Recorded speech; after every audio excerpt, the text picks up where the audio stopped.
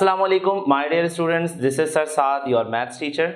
Students, आज हम इस वीडियो लेक्चर से स्टार्ट करने जा रहे हैं हमारे फर्स्ट ईयर मैथमेटिक्स का कोर्स।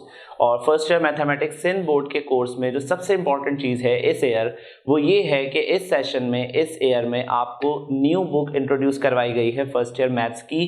जो पुरानी बुक थी अब वो चेंज हो चुकी है और ये जो न्यू बुक है इसमें कुछ चेंजेस हैं। पहले आज हम बात करेंगे उन चेंजेस पर और फिर हम स्टार्ट करेंगे हमारा first chapter that is complex numbers. अब जरा बात ये कर लेते हैं कि जो हमारी न्यू बुक है उसके बारे में कुछ चीजें मैं आप लोगों को बता दूं। पहली चीज जो ये है वो है आपके पास इस बुक में टोटल चैप्टर्स कितने हैं। तो टोटल चैप्टर्स आप कवर करेंगे इस पूरे कोर्स में, आप कवर करेंगे टोटल 12 चैप्टर्स। ठीक है, टोटल चैप्टर्स हैं 12। ठीक है, एक और चीज ये बता दूं कि ये जो हमारी सिंध बोर्ड की जो बुक है, सिंध टेक्स्ट बुक बोर्ड ने जो ये बुक इंट्रोड्यूस करवाई है, मैं आपको एक बात बता दूं कि आप इसको खुद भी ऑब्जर्व कर सकते हैं, खुद भी चेक कर सकते हैं कि हमारी जो ये सिंध टेक्स्ट बुक है तो हमारे पास फेडरल बोर्ड में जो मैथ्स पढ़ाई जाती है, फर्स्ट ईयर मैथ्स जो पढ़ाई जाती है फेडरल बोर्ड की, वो फेडरल बोर्ड की मैथ्स की बुक और सिंध टेक्स्ट बुक जो है हमारी मैथ्स की, ये कुछ जगहों पे जाकर रिजेंबल करती है, कुछ जगहों पे जाकर सिमिलर हो जाती है। जैसे कि अगर आप ऑब्जर्व करेंगे तो आपको क्वेश्चंस भी सेम ही लगेंगे, जैसे कि हमारे फेडरल बोर्ड के जो क्वेश्चंस होते हैं और जो सिंध बोर्ड के जो क्वेश्चंस है वो सेम होते हैं। ये पहले नहीं होता था स्टूडेंट्स। पुरानी जो मैथ्स की बुक थी वो टोटली चेंज थी, वो फेडरल से कहीं पर भी लिंक नहीं करती थी। मगर अब जो न्यू बुक इंट्रोड्यूस करवाई गई है, जो सिंध टेक्स्ट बुक बोर्ड ने इंट्रोड्यूस करवाई है, वो रिजेंबल करती है, वो मैच करती है, वो सिमिलर है कौन सी मैथ्स से, फेडरल बोर्ड की मैथ्स से। तो इसका ये मतलब होता है कि हमारे पास अब जब टेस्ट होगा आगे चल के, जब आप किसी यूनिवर्सिटी का टेस्ट देते हैं तो और उसमें फेडरल टेक्स्ट बुक से क्वेश्चन पूछे जाते हैं तो आपको कोई प्रॉब्लम नहीं होगी। तो ये हमारे पास इस बुक का एडवांटेज है और इस ईयर से ये चीज़ शुरू हो चुकी है। अच्छा, एक और चीज़ जो बतानी है वो ये बतानी है कि कुछ चैप्टर्स हैं जो हमारे पुरानी बुक में नहीं होते थे और नई बुक में आ गए हैं। एक चैप्टर तो हमारा ये है कि ग्रुप्स, एक चैप्टर होता था फर्स्ट ईयर मैथ्स में, वो रिप्लेस हो गया। ठीक है, अब हमें फर्स्ट ईयर मैथ्स में ग्रुप्स चैप्टर पढ़ने की जरूरत नहीं है, उसको रिप्लेस करवा दिया गया है और उसके बदले जो चैप्टर आ गया वो आ गया वेक्टर्स। ठीक है, इसी तरीके से हमारे पास और भी बहुत सारे चैप्टर रिप्लेस हुए हैं। हम स्टेप बाय स्टेप जब भी चैप्टर स्टार्ट करेंगे तो उसका इंट्रोडक्शन ले लिया करेंगे। ठीक है, जो हमें आज की वीडियो लेक्चर से जो स्टार्ट करना है वो स्टार्ट करना है chapter number 1। Chapter number 1 complex numbers है और चैप्टर नंबर 1 कॉम्प्लेक्स नंबर्स को पढ़ने के लिए, समझने के लिए मैं एक चीज़ आप लोगों को ये बता दूं कि क्लास 9 की जो मैथ्स है, हमारी क्लास 9 में जो मैथमेटिक्स है उसका जो फर्स्ट चैप्टर है वो भी कॉम्प्लेक्स नंबर है और हमारा फर्स्ट ईयर का जो फर्स्ट चैप्टर है वो भी कॉम्प्लेक्स नंबर है। हमारे अपना टीचर मैथ्स के चैनल पर आपको क्लास 9 मैथमेटिक्स की प्लेलिस्ट सेपरेट मिलेगी। जब भी आप चैनल पर आएंगे, होम पे आकर आप देखेंगे कि सेक्शंस बने हुए, class 9 maths first chapter, class 9 second, class 9 third chapter. आप क्या करेंगे, आप सबसे पहले क्लास 9 मैथमेटिक्स के सेक्शन में जाकर जो फर्स्ट चैप्टर है उसमें मैंने एक वीडियो लेक्चर रिकॉर्ड किया है जिसमें मैंने कॉम्प्लेक्स नंबर का इंट्रोडक्शन दिया है। आप उस वीडियो लेक्चर को बहुत अच्छे से समझेंगे। उसमें मैंने इस सिंबल के बारे में भी बताया कि ये आयोटा क्या होता है, इसकी वैल्यूज क्या होती हैं। अगर आप वो लेक्चर देख लेंगे तो आपको ये कॉम्प्लेक्स नंबर बिल्कुल क्लियर हो जाएगा, क्योंकि मैं जो आज वीडियो लेक्चर स्टार्ट कर रहा हूँ वो मैं डायरेक्ट क्वेश्चन से स्टार्ट कर रहा हूँ। इंट्रोडक्शन आपको क्लास 9 मैथमेटिक्स के कॉम्प्लेक्स नंबर में कंप्लीट इंट्रोडक्शन मिल जाएगा, कंप्लीट कॉन्सेप्ट मिल जाएगा। आपको हेल्प करने के लिए लिंक डिस्क्रिप्शन में दिया हुआ है, आप वो लिंक पे जाइए और क्लास 9 मैथ्स का कॉम्प्लेक्स नंबर का कॉन्सेप्ट पूरा देखिए, समझिए, उसके बाद जाकर आपको ये चीजें बिल्कुल क्लियर हो जाएंगी। ओके, सो हम स्टार्ट कर रहे हैं हमारा first question, exercise 1.1 chapter number 1 और फर्स्ट क्वेश्चन से स्टार्ट कर रहे हैं। क्वेश्चन नंबर 1, क्वेश्चन नंबर 1 है हमारे पास इवैल्यूएट, आपको वैल्यू फाइंड आउट करनी है और आपको ये कंप्लीट वैल्यू फाइंड आउट करनी है। अब यहाँ पर कंफ्यूजन ये है कि ये आई से क्या रिप्रेजेंट किया जाता है, आई से क्या रिप्रेजेंट करते हैं स्टूडेंट्स। पहली चीज जो आपको बता दूं, ये जो आई है इसको फुल फॉर्म में रीड किया जाता है आयोटा। ठीक है, अच्छा आयोटा होता क्या है, आयोटा को हम कहते हैं इमेजिनरी यूनिट। ये सारी चीजें आपको बता दी गई हैं। आप जब वीडियो लेक्चर देखेंगे कॉम्प्लेक्स नंबर का तो आपको ये सारी चीजें डिटेल में मिल जाएंगी।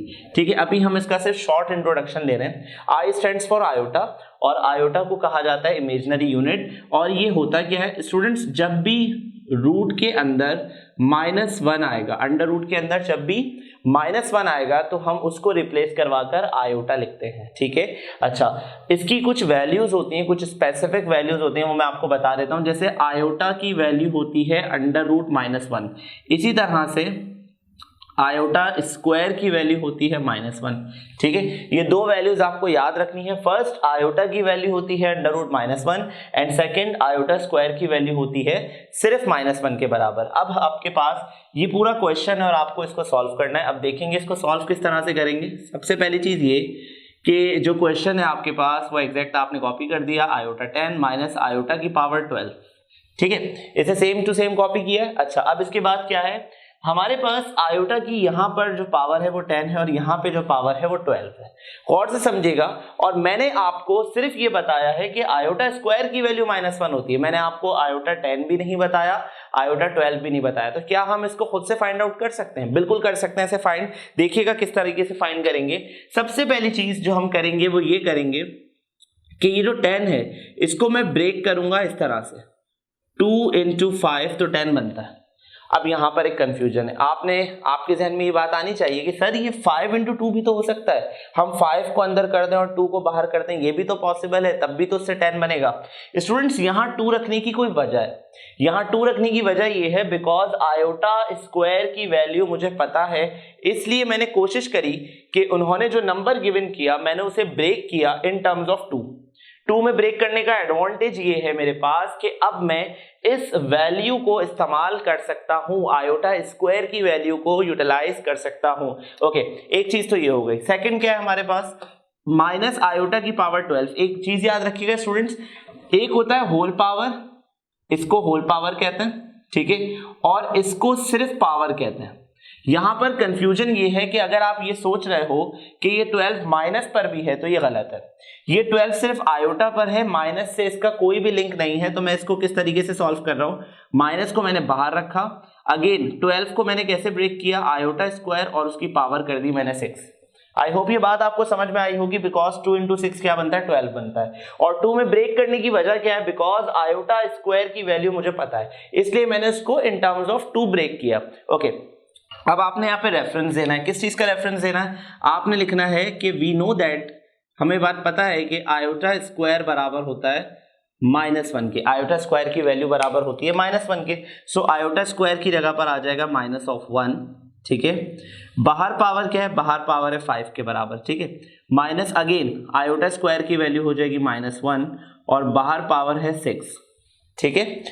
-1 की पावर 5, -1 की पावर 5 किसके बराबर होगा, 1 की कोई भी पावर हो स्टूडेंट्स वो 1 ही रहता है। और माइनस पर जब ऑड पावर हो, तो बड़ी बेसिक बात है, माइनस पे जब भी ऑड पावर होती है तो माइनस साइन वापस आ जाता है, और अगर इवन पावर होती है तो माइनस चेंज हो जाता है और चेंज होके प्लस बन जाता है। ओके, क्या यहाँ पे पहले माइनस माइनस कर सकते हैं, हरगिज नहीं। बॉड मास रूल के अकॉर्डिंग टू पहले आपको ब्रैकेट सॉल्व करना है। तो ब्रैकेट सॉल्व करने के लिए 1 की पावर जब मैं 6 अप्लाई करूंगा तो 1 हो जाएगा, और माइनस पर जब इवन पावर होती है तो वो +1 बन जाता है, ठीक है। तो यहाँ पे 1 आ गया सिर्फ। अब बाहर वाला माइनस अपनी जगह पर ही है, ये सॉल्व हो सकता है, माइनस माइनस प्लस और 1 मिलके हो जाएगा, यहाँ पे 2 बन जाएगा। तो स्टूडेंट्स, ये इवेल्युएट करने के बाद इस पूरे क्वेश्चन का जो आंसर आ रहा है वो आ रहा है इक्वल्स टू -2। यहाँ पर जो हमें हेल्प करी वो किसने हेल्प करी, यहाँ पे हमें हेल्प करी है इस पर्टिकुलर वैल्यू ने, आयोटा स्क्वायर ने। और जितने भी आयोटा के क्वेश्चंस होंगे उसमें ये चीज याद रखना, जब भी आयोटा स्क्वायर आएगा तो आप उसकी जगह पर रिप्लेस कर देंगे -1, ठीक है। सेकंड क्वेश्चन करते हैं। अच्छा, इस क्वेश्चन में और इस क्वेश्चन में जो एक बहुत मेजर डिफरेंस है वो ये है कि यहाँ पर पावर है, यहाँ पे होल पावर है। कैसे पता चल रहा है होल पावर है, बिकॉज वो जो पावर है वो ब्रैकेट के बाहर लगी हुई है। इट मींस कि 16 आयोटा पर भी इंपैक्ट कर रहा है और 16 माइनस पे भी इंपैक्ट कर रहा है। ये 6 आयोटा पर भी है और ये 6 माइनस पर भी है। ओके, तो पहले मैं सबसे पहले क्या करूंगा, गौर से देखिएगा। सबसे पहला काम मैंने ये किया, मैंने इस माइनस को चेंज किया। कैसे, देखिएगा, माइनस पर अगर इवन पावर होती है, माइनस पे अगर इवन पावर होती है तो वो प्लस बन जाता है, और प्लस हम लिखते नहीं है। तो मैंने क्या किया, मैंने लिख दिया आयोटा की पावर 16। अगर स्टिल आप कंफ्यूज हैं कि माइनस कहाँ गया, तो आप माइनस को 16 टाइम्स मल्टीप्लाई करें, minus into minus into minus into minus. जब आप 16 टाइम्स तक मल्टीप्लाई कर लेंगे आपको आखिरी में आंसर प्लस मिलेगा। तो इतना लंबा जाने की जरूरत नहीं है। एक चीज याद रखो हमेशा कि जब भी माइनस पर इवन पावर होती है, ई फॉर इवन, तो वो क्या बन जाता है, प्लस बन जाता है। और जब भी माइनस पर ऑड पावर होती है, ओ फॉर ऑड, तो वो क्या रहता है, माइनस ही रहता है। ये रूल याद रखिएगा। ओके, यहां पर भी सेम है स्टूडेंट्स, माइनस पर इवन पावर है तो वो प्लस बन जाएगा। तो ये हो गया आयोटा की पावर 6।